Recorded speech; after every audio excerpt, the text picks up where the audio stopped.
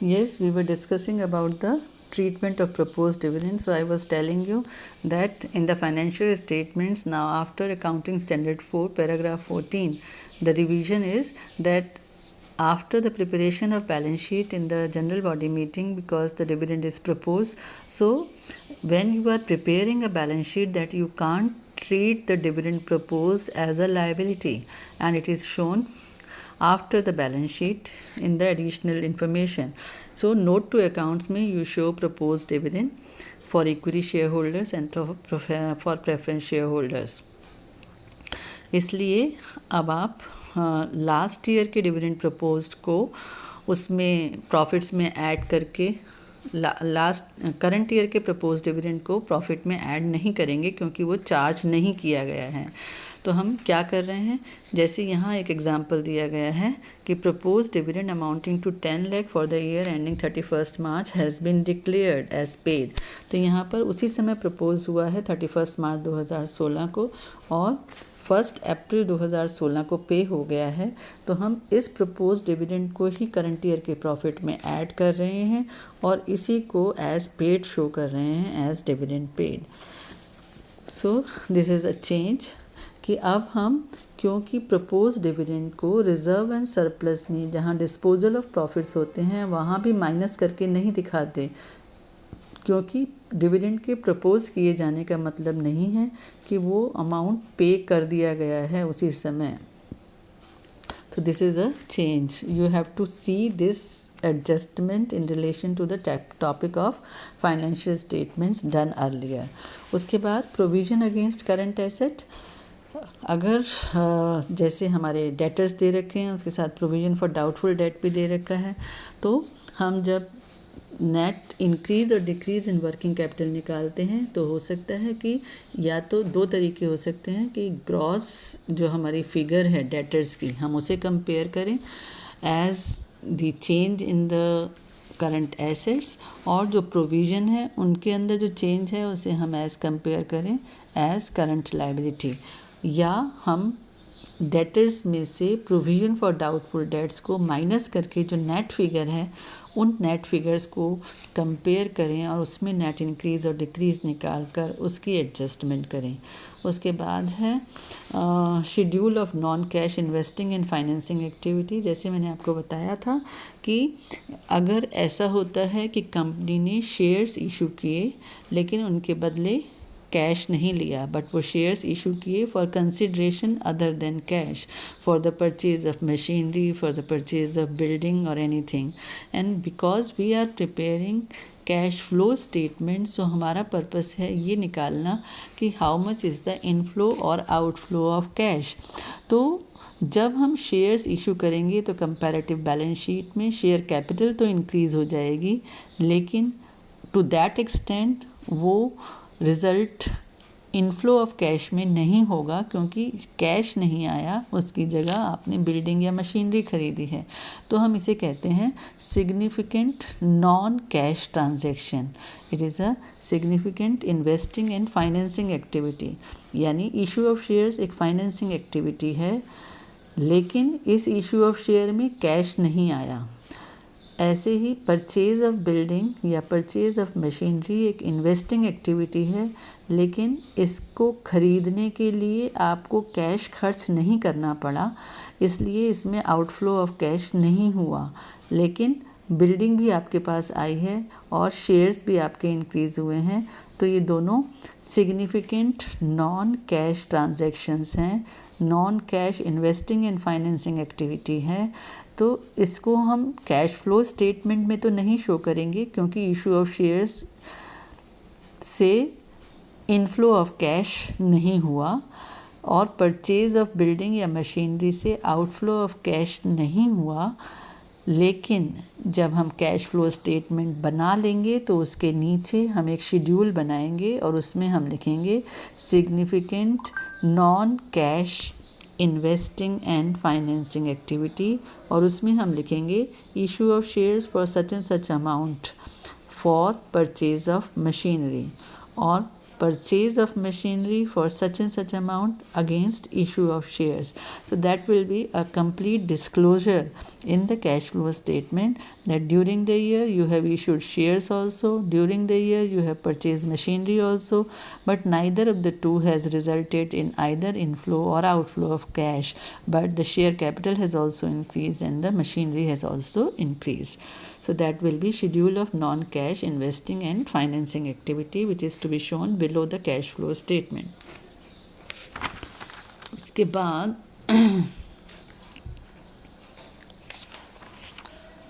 I think now we can do one illustration, and for that, just to explain that fact, I have taken a question from the last year's question papers. I am just going to explain it. Yes, it is.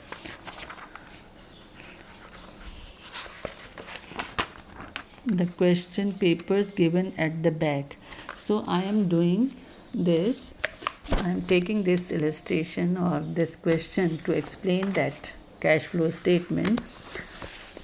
It is question number 5 of May 2018 question paper. Question number 5 of May 2018 question paper given at the back. So let us see what this problem says. We are given the comparative balance sheets, equity, share capital, securities premium, general reserve, surplus, 14% debentures. So these items are given to you. I think so equity share capital. Now equity share, हमें सबसे पहले cash flow from operating activity निकालना है. तो उसके लिए हमें क्या दिया गया है नीचे कि yes, each and every item we are seeing equity share capital. So let us make the share capital account.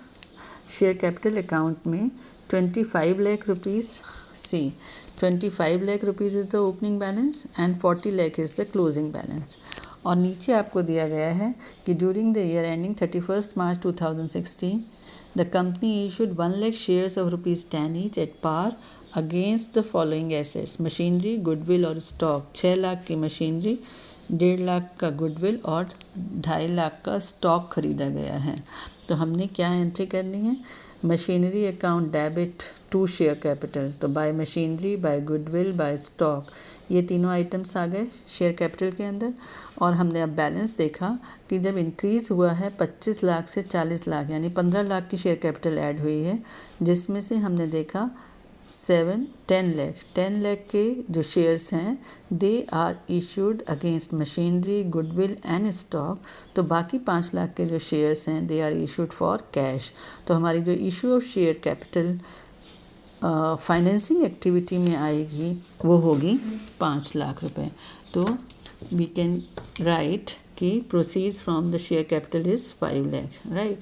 उसके अलावा सिक्योरिटीज़ प्रीमियम पहले 2015 में कुछ नहीं था और 2016 में 1 लाख है. तो हमारा जो सिक्योरिटीज़ प्रीमियम है वो 1 लाख रुपए फाइनेंसिंग एक्टिविटी में आ जाएगा. उसके बाद नेक्स्ट आइटम है general reserve surplus. Now surplus में हमें क्या दे रखा है? 20 लाख और 29 लाख. इसका मतलब क्या हुआ कि जो नेट इंक्रीज़ हुआ वो 9 लाख रुपए का हुआ. तो हम यहाँ से स्टार्ट करते हैं. Cash flow statement from operating activity, net profit for the year is 9 lakh, right. 20 and 29 का जो डिफरेंस है that is the net profit for the current year 9 lakh. उसके बाद यहाँ पर जनरल रिज़र्व में ट्रांसफ़र दे रखा है कितना? 2.5 लाख रुपया. तो दैट इज़ एडेड बैक. इसका मतलब हमारे प्रॉफिट्स जनरल रिज़र्व में ट्रांसफ़र करने के बाद 9 लाख रुपए आए हैं. तो we are adding back the transfer to general reserve 2,50,000 rupees, because हमारी cash flow from operating activity निकालने के लिए we are moving in a reverse order कि एक्चुअली हमारे प्रॉफिट्स कितने हुए होंगे, एक्चुअली हमारे कैश फ्लो फ्रॉम ऑपरेशन कितना हुआ होगा. अगर ये ट्रांसफ़र ना किया जाता तो इसका मतलब है कि कि इससे ज़्यादा हमारे प्रॉफिट्स थे। तो 9 लाख में हमने जनरल रिजर्व में जो ट्रांसफ़र हुआ वो 2,50,000 रुपीज़ ऐड कर दिया। अब यहाँ एक बात ये दे रखी है, नीचे depreciation charge on land and building and on machinery amounted to 1 lakh and 3,50,000 respectively. Now ये जो land and building में depreciation है और plant and machinery में depreciation है, they are to be adjusted, यानी depreciation add back होती है, तो हम इसे नीचे लिखेंगे। अभी उससे पहले हम यहाँ अभी क्या कर रहे थे, जनरल रिजर्व प्रपोज डिविडेंड। यहाँ आगे और प्रॉब्लम में दे रखा है कि machinery costing 3,25,000, accumulated depreciation 1,25,000 was sold for 1,75,000। आगे प्रॉब्लम में और कहा गया है, during the year ending 31 March 2016 the company paid income tax and dividend amounting to 2,75,000 and 4 lakh respectively. अब ये क्योंकि डिविडेंड पेड, इसका मतलब है कि पहले जैसे मैंने अभी आपको इलस्ट्रेशन दिखाई थी कि 10 लाख रुपए 31 मार्च 2016 को डिविडेंड प्रपोज किया गया और फिर 1 अप्रैल को वो पे किया गया। तो हमने 10 लाख को प्रॉफिट में ऐड किया था to find out cash from operation, और उसी 10 लाख को हमने डिविडेंड पेड की तरह एज फाइनेंसिंग एक्टिविटी में शो करेंगे। तो वही हम यहाँ कर रहे हैं, क्योंकि यहाँ पर propose dividend comparative balance sheet में नहीं दिया गया है, लेकिन एडिशनल इन्फॉर्मेशन में दिया गया है कि 4 लाख रुपए डिविडेंड पे किया गया। तो जब 4 लाख डिविडेंड पे किया गया तो पहले वो प्रपोज किया गया होगा, इसलिए हम उस 4 लाख को ऐड कर रहे हैं, right, that is an appropriation, right. और प्रोविज़न फॉर टैक्स यहाँ पर आपको दिया गया, during the year the income tax paid was 2,75,000। और अगर हम इस कंपैरेटिव बैलेंस शीट को देखते हैं तो there is a balance in the provision for tax account also, so we will make a provision for tax account also. और provision for tax account के अंदर हमारा ओपनिंग बैलेंस दे रखा है 2,50,000, क्लोजिंग बैलेंस दे रखा है 3 लाख, और ड्यूरिंग द ईयर 2,75,000 रुपये ये बताया गया है कि टैक्स पे किया गया है। तो अभी मैंने आपको बताया था कि प्रोविज़न फॉर टैक्स अकाउंट के अंदर अगर हमें ओपनिंग बैलेंस दे रखा है, क्लोजिंग बैलेंस दे रखा है और टैक्स पेड दे रखा है, तो हम ये निकाल सकते हैं कि ड्यूरिंग द ईयर हमने कितना प्रोविज़न क्रिएट किया है। और अगर ड्यूरिंग द ईयर कितना प्रोविज़न क्रिएट किया है ये दे रखा है, तो हम ये निकाल सकते हैं कि टैक्स पेड कितना है। तो either this will be a balancing figure और this will be a balancing figure, लेकिन in this case this is a balancing figure 3,25,000। 3,25,000 ये हमारा provision create during the year किया गया है। इसे हम ऐड बैक करेंगे करंट ईयर के प्रॉफिट में to find out cash from operation. तो ये 3,25,000 रुपये हमने यहाँ प्रोविज़न फॉर टैक्स के ऐड किए to find out cash from operation. तो नेट प्रॉफिट के अंदर हमने transfer to general reserve add किया, और जो डिविडेंड प्रपोज किया गया ड्यूरिंग द ईयर 4 लाख वो ऐड किया, जो प्रोविज़न फॉर टैक्स है वो ऐड किया।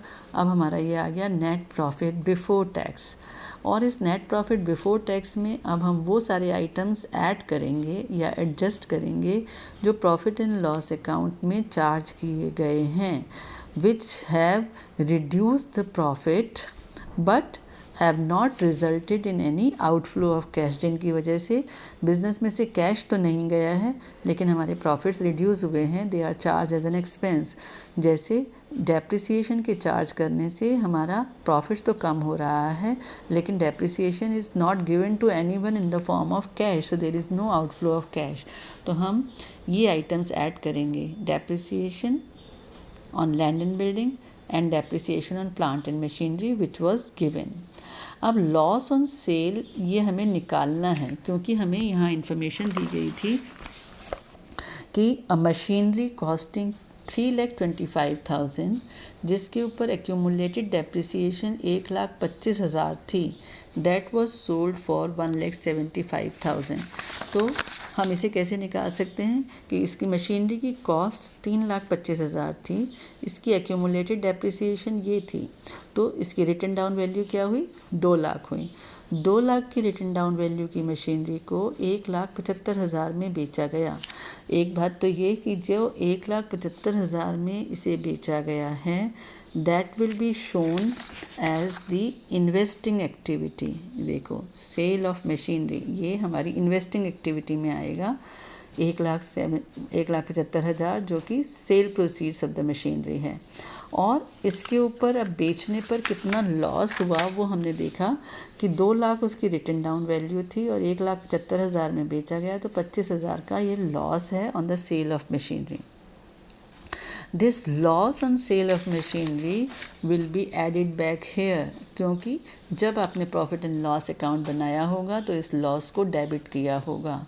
सो this item is also to be added because this loss is not given to anyone in the form of cash, so we are adding it back to the net profit before tax, right? उसके बाद यहाँ हमने depreciation charge जो की थी वो add कर ही दी है। एक और बात है कि अब हमारे को मशीनरी अकाउंट बनाना पड़ेगा, क्योंकि मशीनरी अकाउंट से रिलेटेड हमारे पास एडिशनल इन्फॉर्मेशन है। मशीनरी अकाउंट में 37,50,000 and 40,75,000 this is a closing balance. तो हमने मशीनरी अकाउंट में 37,50,000 एंड ये क्लोजिंग बैलेंस लिखा 40,75,000। और ये आपको बताया गया कि जो मशीन बेची गई वो 1,75,000 में बेची गई, तो हमने 1,75,000 यहाँ रिकॉर्ड किया। और अभी हमने नीचे देखा कि उसके ऊपर एक्यूमुलेटेड डेप्रिसिएशन 1,25,000 थी, यानी उसकी जो रिटन डाउन वैल्यू थी वो 2 लाख थी। तो हम यहाँ पर 1,75,000 सेल प्रोसीड्स हमने रिकॉर्ड किया और लॉस ऑन सेल ये 25,000 हो गया, राइट। और जो मशीनरी हमने ख़रीदी ड्यूरिंग द ईयर, आपको पता है कि इशू ऑफ शेयर्स से हमने 6 लाख रुपए की मशीनरी ख़रीदी। अभी हमने शेयर कैपिटल अकाउंट में किया था बाय मशीनरी, तो machinery account debit to share capital ये एंट्री थी, तो मशीनरी अकाउंट में ये 6 लाख रुपए ऐड हो गए, मशीनरी ऐड हो गई। और अब हम बैलेंसिंग फिगर अगर निकालते हैं तो हमारे पास आता है purchase of machinery. Purchase of machinery हमारी 2,75,000 रुपये की है। और अगर हम किसी नॉन करंट एसेट को ख़रीदते हैं तो वो एक इन्वेस्टिंग एक्टिविटी है, तो हम इस परचेज़ ऑफ मशीनरी को 2,75,000 को under the heading cash flow from investing activities show करेंगे, राइट। उसके बाद जो इन्वेस्टमेंट्स हैं आपकी दे रखी हैं नीचे 10% इन्वेस्टमेंट्स। अब हम जैसे यहाँ ये हो गया आपका सिक्योरिटीज़ प्रीमियम हो गया, जनरल रिज़र्व हो गया, सरप्लस हो गया, ये सारे आइटम्स हमने ट्रीट कर लिए। अब रह गया है 14% डिबेंचर, और 14% डिबेंचर्स जो हैं वो 10 लाख पहले थे और 10 लाख बाद में हैं। यानी ना तो हमने डिबेंचर्स ख़रीदे हैं ना हमने रिडीम किए हैं ड्यूरिंग द ईयर। लेकिन डिबेंचर्स भी क्या हैं, फाइनेंसिंग एक्टिविटी है। हम नॉन करंट लाइबिलिटीज़ को जब एनालाइज करते हैं तो हमें फाइनेंसिंग एक्टिविटी मिलती है, और नॉन करंट एसेट को जब एनालाइज करते हैं तो हमें इन्वेस्टिंग एक्टिविटी मिलती है। तो अभी हमने मशीनरी अकाउंट बनाया था और मशीनरी अकाउंट से हमें परचेज़ मिला था, वो हमारा इन्वेस्टिंग एक्टिविटी में गया। अब 10% इन्वेस्टमेंट, अब ये 10% इन्वेस्टमेंट जो है पहले 10 लाख थी और अब 11 लाख हो गई, राइट। तो हमने परचेज़ ऑफ इन्वेस्टमेंट 1 लाख रुपए की, तो हमारी परचेज़ ऑफ इन्वेस्टमेंट ये इन्वेस्टिंग एक्टिविटी है, राइट। और नीचे एक पॉइंट और दिया गया है कि जो नई इन्वेस्टमेंट्स हैं दे वर परचेज्ड ऑन 1 अप्रैल 2015। तो 1 अप्रैल 2015 इसका मतलब साल के शुरू में ही ख़रीद ली गई। साल के शुरू में ख़रीद ली गई तो हमारे को पूरे साल का इंटरेस्ट इस इन्वेस्टमेंट पर मिलेगा। और जो इन्वेस्टमेंट हैं वो है 10% के इंटरेस्ट वाली। तो हम 11 लाख रुपए पर 10% के हिसाब से इंटरेस्ट कैलकुलेट करेंगे and that will be our investing activity. तो 11 लाख पर 10% के हिसाब से इंटरेस्ट ऑन इन्वेस्टमेंट 1,10,000 रुपये है। और ये 1,10,000 रुपये जो आपका इंटरेस्ट है, इसे आपने जब प्रॉफिट एंड लॉस अकाउंट बनाया होगा तो प्रॉफिट एंड लॉस अकाउंट में क्रेडिट किया होगा, लेकिन ये ऑपरेटिंग एक्टिविटी की वजह से इनकम नहीं है, इसलिए इस इनकम को हम सब्सट्रैक्ट करेंगे ये निकालने के लिए कि cash flow from operating activity क्या है। सो हमारा ये 1,10,000 जो इंटरेस्ट ऑन इन्वेस्टमेंट हमने रिसीव किया है उसे हम माइनस कर रहे हैं। और क्यों माइनस कर रहे हैं? इसलिए नहीं कि ये नॉन कैश आइटम है, इसलिए कि ये नॉन ऑपरेटिंग इनकम है।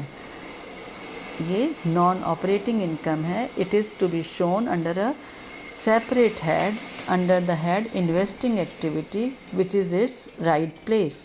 ऐसे जो डिबेंचर्स हैं,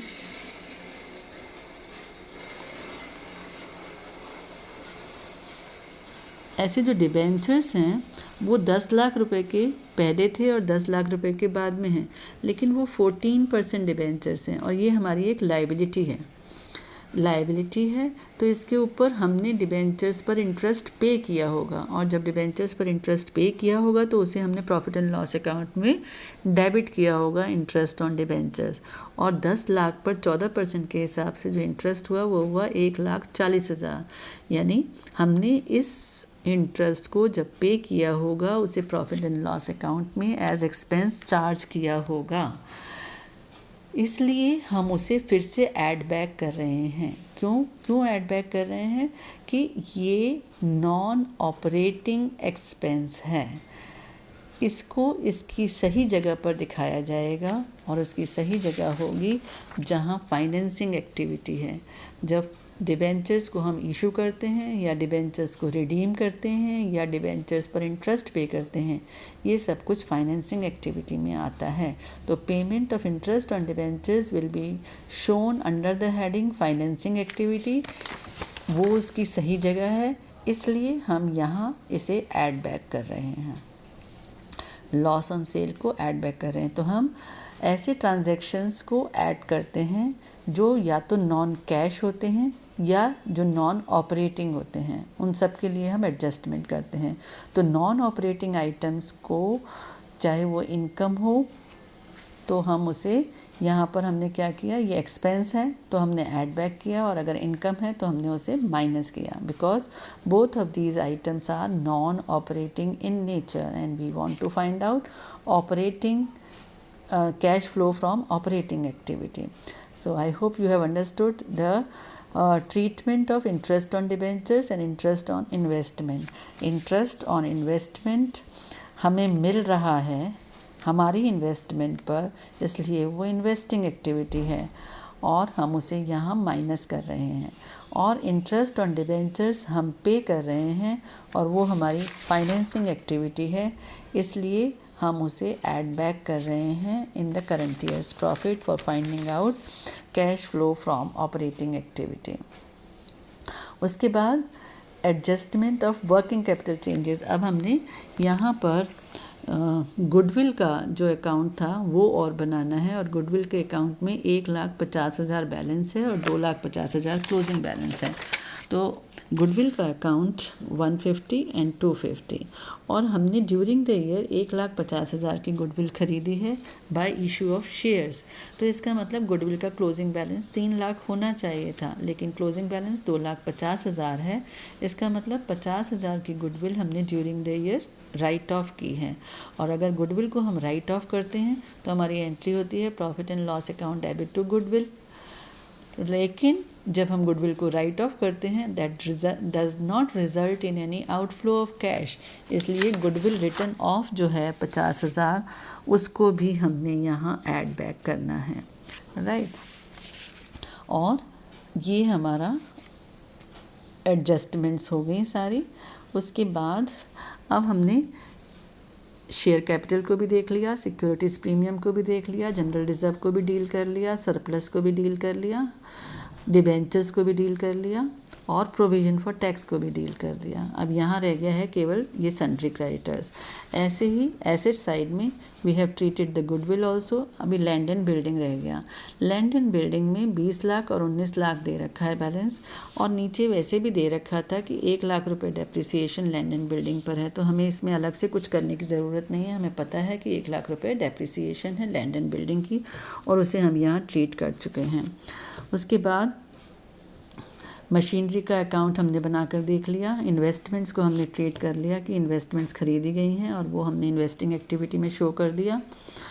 अब आता है स्टॉक एंड सन्ड्री डेटर्स, और इधर रहता है sundry creditors. So these are the current assets and current liabilities. अब cash flow from operating activity निकालने के लिए हम वर्किंग कैपिटल, ये हमारा आया था item operating profit before working capital changes, right. ये सारी एडजस्टमेंट करने के बाद अब हम वर्किंग कैपिटल चेंजेस के लिए एडजस्टमेंट करेंगे, और उसके लिए हमें पता है कि अगर हमारा करंट एसेट इंक्रीज़ कर रहा है, 13 लाख की जगह 15,25,000 हो गए हैं हमारे debtors, right. Increase in debtors is 13 lakh से 15,25,000, यानी 2,25,000 डेटर्स इंक्रीज़ कर रहे हैं। तो हमने अभी ये पढ़ा था कि अगर डेटर्स इंक्रीज़ होते हैं तो उसका रिज़ल्ट ये होता है कि हमारा कैश इनफ्लो कम होता है, क्योंकि डेटर्स बढ़ रहे हैं, डेटर्स हमें पे नहीं कर रहे हैं। अगर डेटर्स हमें कैश पे कर देंगे तो इनफ्लो ऑफ कैश बढ़ेगा, लेकिन यहाँ डेटर्स बढ़ रहे हैं, इसका मतलब है हमारा कैश रिस्ट्रिक्ट हो रहा है, कैश नहीं आ रहा है बल्कि डेटर्स बढ़ रहे हैं। तो इसलिए increase in debtors will result in decrease in cash, तो हम इसे माइनस करते हैं। तो ये देखो, इंक्रीज़ इन डेटर्स 2,25,000 को हमने माइनस किया। अगर हम इस फिगर को ब्रैकेट में लिखते हैं तो इसका मतलब है ये माइनस कर रहे हैं। ऐसे ही अगर डिक्रीज़ इन क्रेडिटर, यहाँ पर सन्ड्री क्रेडिटर्स क्या दे रखे हैं, सन्ड्री क्रेडिटर्स हैं 25 लाख और 20 लाख, तो सन्ड्री क्रेडिटर्स में डिक्रीज़ हो रहा है। क्रेडिटर्स में डिक्रीज़ होने का मतलब है कि हमने लायबिलिटीज़ को पे किया है, क्रेडिटर्स को पे किया है, और जब हम पे कर रहे हैं इसका मतलब that will result in outflow of cash. तो decrease in creditors will result in decrease in cash. तो हमारा ये 5 लाख जो है वो आउटफ्लो ऑफ कैश हो रहा है। When we will pay then only the creditors will reduce। अब आता है हमारा स्टॉक। अब स्टॉक के अंदर जो चेंज आ रहा है हम उसको डायरेक्टली यहाँ कंपैरिजन कर नहीं देख सकते 12,50,000 से 23,50,000। स्टॉक क्योंकि अगेंस्ट इशू ऑफ शेयर्स भी ख़रीदा गया है, इसलिए हमें स्टॉक का अकाउंट बनाना पड़ेगा, और स्टॉक के अकाउंट में ओपनिंग बैलेंस दे रखा है 12,50,000 और क्लोजिंग बैलेंस दे रखा है 23,50,000। अब during the year you have purchase the stock by issue of share capital, the stock account debit to share capital. ये 2,50,000 का स्टॉक आपने शेयर्स के अगेंस्ट ख़रीदा है। तो बाकी जो स्टॉक आपने अगेंस्ट कैश ख़रीदा वो है 8,50,000। So that is the increase in stock to the extent of 8,50,000, for which there was an outflow of cash। तो हम यहाँ increase in stock से जो outflow of cash है वो 8,50,000 लेंगे increase in stock, ना कि जो डिफरेंस है ओपनिंग और क्लोजिंग बैलेंस का। ओपनिंग और क्लोजिंग बैलेंस का डिफरेंस क्या है, 12,50,000 और 23,50,000, ये डिफरेंस है 11। दैट डिफरेंस इज़ ऑफ 23 में से आपका 12 गया तो इट इज़ 11 लाख, और उस 11 लाख में से 2,50,000 आपने against the issue of share capital किया है। तो ये हमारा नॉन कैश ट्रांजैक्शन हुआ है, इसलिए आउटफ्लो ऑफ कैश जो है वो केवल 8,50,000 आएगा, जो कि कैश फ्लो स्टेटमेंट में शो किया जाएगा। तो we can not show increase in stock to the extent of 11 lakh resulting in an change in the net cash flow from operating activity, क्योंकि 2.5 लाख रुपए का जो स्टॉक है वो बड़ा है because of issue of share capital, तो वो हमारा significant non cash transaction activity में आएगा। This is the point to be remembered. The preparation of stock account and finding out how much stock has been increased because of the cash, यानी हमारा जो cash का outflow कितना हुआ है 8,50,000 का, जब स्टॉक 8,50,000 बढ़ा है। तो ये तीनों चीज़ें माइनस में आ रही हैं, चाहे वो इंक्रीज़ इन स्टॉक और डेटर्स हो या वो डिक्रीज़ इन क्रेडिटर्स हो, तो हम इसे माइनस करेंगे इस फिगर में से। एंड देन ये हमारा आया कैश जनरेटेड फ्रॉम ऑपरेशंस, और उसके बाद लेस इनकम टैक्स पेड, जो हमने प्रोविज़न फॉर टैक्स अकाउंट में देखा है कि टैक्स पे किया गया 2,75,000 रुपये का। तो अब हमारा आया after all these additions and subtractions the net cash flow from operating activity 5,80,000। और इन्वेस्टिंग एक्टिविटी में सेल ऑफ मशीनरी हो गया, परचेज़ ऑफ मशीनरी हो गया, इंटरेस्ट ऑन इन्वेस्टमेंट हो गया, परचेज़ ऑफ इन्वेस्टमेंट हो गया, उससे आया 90,000, यानी ये इनफ्लो ऑफ कैश हुआ है। Resultant figures are positive. तीसरी फिगर हमारी आई 60,000। फाइनेंसिंग एक्टिविटी में हम केवल issue of shares, purchase, proceeds from share capital 5 lakh आएगी, जो issue of shares for cash हुए हैं, जो हमने ये शेयर कैपिटल अकाउंट बनाकर निकाला था। Securities premium, payment of dividend and payment of interest on debentures. So net cash flow from financing activity आ गया। इन तीनों फिगर्स को जब आपने एडजस्ट किया तो आया नेट इंक्रीज़, यानी 5,80,000 और 90,000 हुआ आपका 6,70,000। 6,70,000 में से आपने ये आया था आपका 5,80,000, 90,000 एंड, तो ये हमारा रिज़ल्ट आया 6 लाख में से 60,000 पॉजिटिव बैलेंस आ रहा है। यहाँ हमारा 2,75,000 और 3,75,000 में से ये 90,000 हमारी नेगेटिव फिगर आएगी।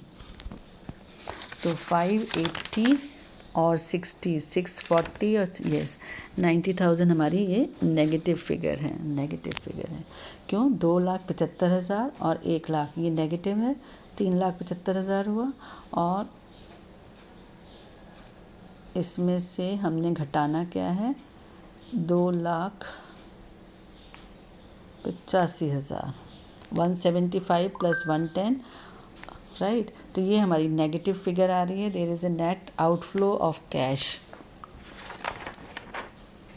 राइट।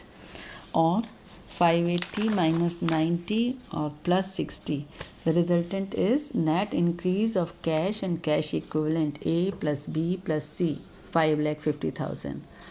अब हमें फिर से प्रॉब्लम को देखना है कि हमारी प्रॉब्लम में cash at bank in the beginning कितना था और एट द एंड कितना है, और हमें पता लग रहा है कि ये 5,50,000 बड़ा है। This is how we show it in the cash flow statement. Cash and cash flow in the beginning is 5 lakh, net increase of cash and cash equivalent is 5,50,000। तो जो बिगिनिंग में था और ये बढ़ गया तो हम एट द एंड निकालेंगे, तो वो आया cash and cash equivalent at the end, it is 6 lakhs। This is a sort of reconciliation statement कि हाँ, बैलेंस शीट में बताया गया कि ओपनिंग बैलेंस क्या था और क्लोजिंग बैलेंस क्या था, तो इंक्रीज़ कितनी हुई है। And by making this cash flow statement we have tried to find out why and how this cash has increased, what are the reasons behind that for the inflow or outflow of cash। अब ये हमारी cash flow statement पूरी हो गई, लेकिन इसी cash flow statement के नीचे यहाँ जहाँ ये ख़त्म होगी, ये तो हमारे वर्किंग नोट्स हैं, कैश फ्लो स्टेटमेंट के नीचे हम ये शो करेंगे schedule of non cash investing and financing activities, जिसमें हम लिखेंगे issue of share capital for purchase of machinery 6 lakh, issue of share capital for purchase of goodwill 1,50,000, issue of share capital for purchase of stock 2,50,000, और investing activity में हम लिखेंगे purchase of machinery 6 lakh for issue of shares, purchase of goodwill 1,50,000 for issue of shares. So that gives a complete picture कि during the year हमारी machinery increase हुई है, goodwill increase हुई है, स्टॉक इंक्रीज़ हुआ है. और ये इंक्रीज़ कैसे हुआ है? हमने इसके लिए कैश का आउटफ्लो नहीं किया है बल्कि शेयर्स इशू किए हैं, इसलिए हमारी शेयर कैपिटल भी इंक्रीज़ हो रही है. सो this is how you make the cash flow statement, and that is all for cash flow statement.